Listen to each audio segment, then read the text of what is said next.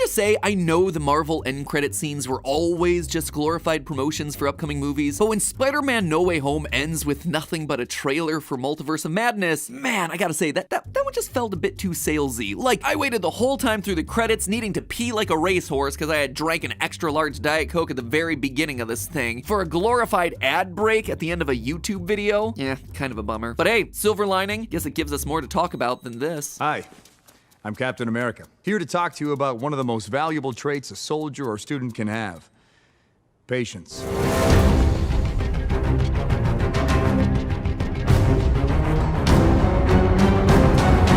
Hello, Internet. Welcome to Film Theory, the show reminding you that the greatest threat to our universe is you, not smashing that subscribe button. So, Doctor Strange in the Multiverse of Madness, huh? No sooner did Stephen Strange make all the Peter Parker-related problems go for giddy by with plot magic than apparently the whole multiverse gets broke to heck, and this time Strange has got himself Mordo problems, witch problems, and even more octopus problems. Plus, a brand new variant of himself showing up causing problems. Maybe? This sequel has had one of the most troubled developments of any Phase 4 Marvel Cinematic Universe movie. It was one of the first ones announced, it was one of the earliest to be delayed because of the pandemic, the original writer-director team left during pre-production, so Sam Raimi took over. There have apparently been multiple significant rewrites and reshoots taking place during the various pandemic-related delays, and what's even more unusual, no one really knows what's happening with the film itself. Even extremely basic elements like which actors are appearing in it, what's it basically about, have been on a lockdown so harsh that you'd think the literal TVA were involved. But now, armed with a teaser, I think there's enough in there that team theorists can predict what's gonna happen in this thing prior to its release in May. Our track record for calling Marvel stuff as of late has been pretty solid, so can we keep our streak going? Ladies and gentlemen, strap in because you're about to learn just how mad the multiverse can get. Let's just start with a top-line overview of what this trailer gives us. Doctor Strange knows about something that's caused havoc in the multiverse. It looks like Mordo, who, in case you forgot, took off to go wizard hunting at the end of the first Doctor Strange movie, is back to call him out on it. Something unleashes a giant octopus monster that, according to a Lego toy leak, is meant to be the villain Gargantos, and all of it leads Strange to seek out the help from the Scarlet Witch before,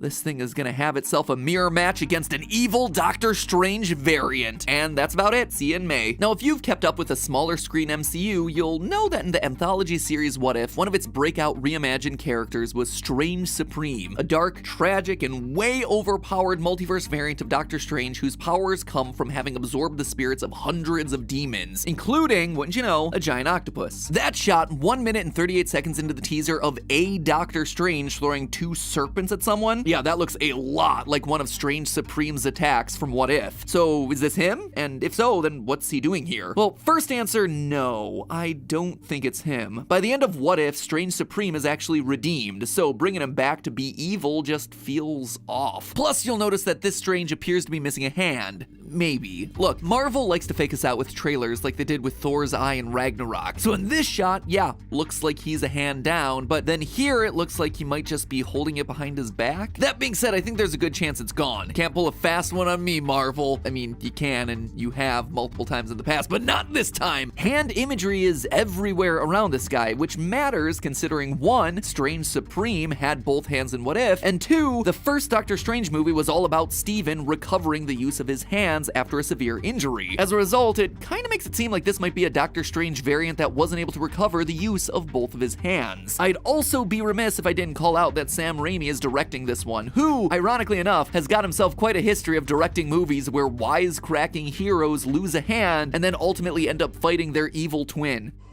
Groovy. Are you me? I'm bad, Ash. And you're good, Ash. You're goody little two-shoes. Good. Bad. I'm the guy with the gun. That's the Evil Dead series, by the way, in case you were wondering. If you're ever in need for a horror or horror comedy, check them out. But what is evil Doctor Strange here for? Well, did you happen to notice the girl wearing the patriotic denim jacket walking around the Sanctum Sanctorum at 41 seconds into the trailer? That, my friends, is America Chavez, aka Miss America. How do we narrow the gap between the rich and the poor?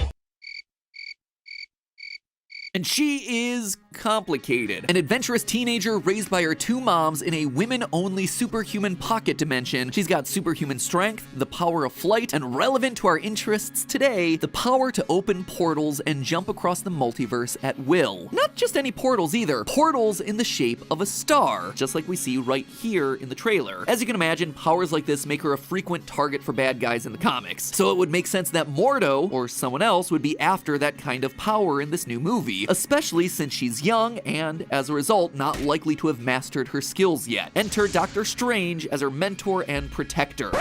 Yeah, okay, I get it. I hear ya. Where am I getting that America Chavez is in trouble or that Strange is gonna be helping her? She doesn't get named or say anything in the trailer. She doesn't even get name dropped in international plot summaries of the movie. And yep, you got us. That part is us taking a swing strictly based on context clues that you see in the trailer. She's a younger character in a movie otherwise full of grown-ups. We see her walking cautiously or jumping out of harm's way. Strange seems to be positioning himself in front of her or between her and danger in shots where they're together. And, you know, protecting a wayward child from another world is kind of a standard superhero thing to do. Plus, given that this is technically also a sequel to Spider-Man No Way Home now, it's easy to picture Strange feeling the need for some personal redemption involving teenagers in over their heads with the multiverse. So, Doctor Strange is protecting America Chavez from a dark version of himself. Maybe. But I don't think that's quite the full case. Enter Wanda. Now, since the beginning, many people, including us, have predicted that she'll be some sort of villain in this movie. WandaVision ended with her on a big emotional downswing. Where are my children? Her kids and her husband are ripped away from her, so she ends the series looking through a book of dark magic to find a way back to them. She also learns, during the movie's final battle, that she's now stronger than the Sorcerer Supreme. No one taught me magic. Your power exceeds that of the Sorcerer Supreme. It's your destiny to destroy the world.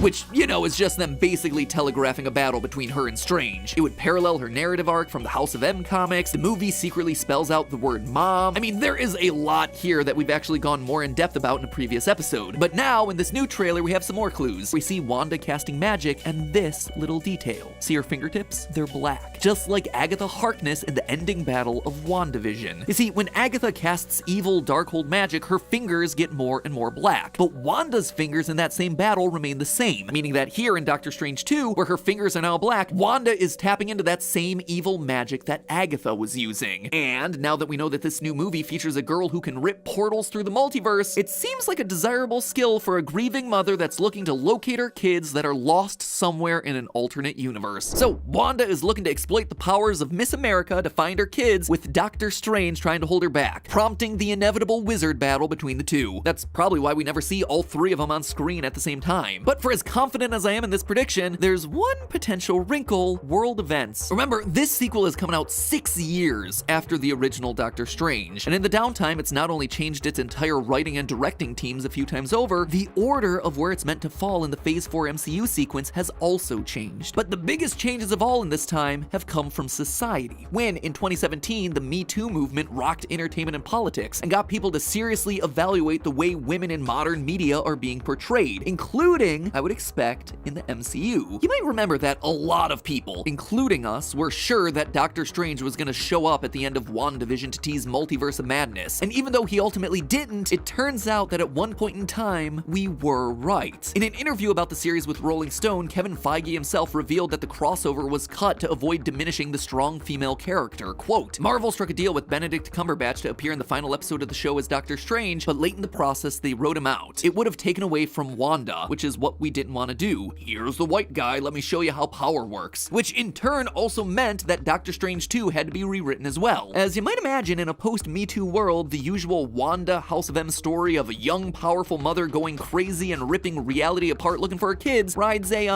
questionable line PR-wise, especially considering how Twitter's always looking for the next thing to rage tweet about. And looking to the end of WandaVision, Wanda as a young woman with multiverse-breaking powers that she's not fully in control of yet no longer makes sense with the more self-reliant, empowered way her character's defined. In that scenario then, it would make a lot of sense for rewrites to make the endangered, powerful person be a younger character with multiverse-specific powers, America Chavez, thereby leaving Wanda as well, honestly, as anything. Maybe she's helping them, maybe she's still the cause of whatever America seems to be endangered by, or maybe she's both because, again, it's a multiverse. But there's still one other thing that we need to discuss, and that's leaks. If you follow Marvel news, you've probably heard tons of absolutely wild stuff flying around about this movie. Introductions of other supernatural Marvel mainstays like Moon Knight, Blade, and Ghost Rider, Quicksilver coming back for real this time, rumors that Patrick Stewart and Hugh Jackman have gone back and forth on whether or not their respective mutant characters would somehow cameo here, even stuff that's truly outlandish like a variant Iron Man played by Tom Cruise, who, fun fact, almost had that role in a different project from a few years before Robert Downey Jr. In fact, as recently as November, Multiverse of Madness underwent another significant round of major reshoots. The assumption is that this is to add more cameos and crossovers for legacy nostalgia characters, people who changed their minds after seeing the massively positive reactions to Spider-Man No Way Home's hype machine. Now, sure, half of this stuff sounds like goofy fan fiction, but here's the thing, all of it fits with one group in the comics, the Illuminati. The Marvel Illuminati. Just so we're clear, algorithm, the Marvel Illuminati. If you know your conspiracy media, you know Illuminati was the name of a secret society from a few centuries ago that's still popularly used as shorthand today for scary organization behind the curtain. In Marvel Comics, though, it's the informal name for the secret club of team leader, rich guy, and political figure superhero types. We're talking the team leader for each major Marvel faction, folks like your Mr. Fantastics, your Professor X's, your Iron Mans, and your Doctor Stranges. Their job? Basically to act as the United Nations for super people, to meet up behind the scenes and share important information with each other to keep the world stable. Now, that's the comics, and it doesn't quite work with the movies because everything's out in the open. But instead, what if there was an Illuminati of the multiverse? Powerful figures who are aware, maybe the only people in their respective timelines who are aware, that the multiverse exists, and they take it upon themselves to patch the cracks or deal with troublemakers, almost like the TVA from Loki. In an already packed movie, a really efficient way to make something like this work would be to build it from a mix of alternate versions of characters we know, like a dark version of Stephen Strange, actors reprising their classic roles from other movies, new faces in different roles, like, hey, it's Iron Man, but he's being played by a different guy, and of course, characters who don't need any introduction in the first place. Now, this isn't a theory just because it sounds cool. No, we get here because it fits the rumors while also making thematic sense for what we see in the trailer. Stephen Strange just got done with an adventure where his recklessness nearly blew up the multiverse. It got someone killed, it seriously altered dozens of people's lives. Whether he remembers all, fragments, or none of it because of that memory wipe, he has got some serious explaining to do. Something that we actually hear reflected back to him in the trailer. Your desecration of reality will not go unpunished.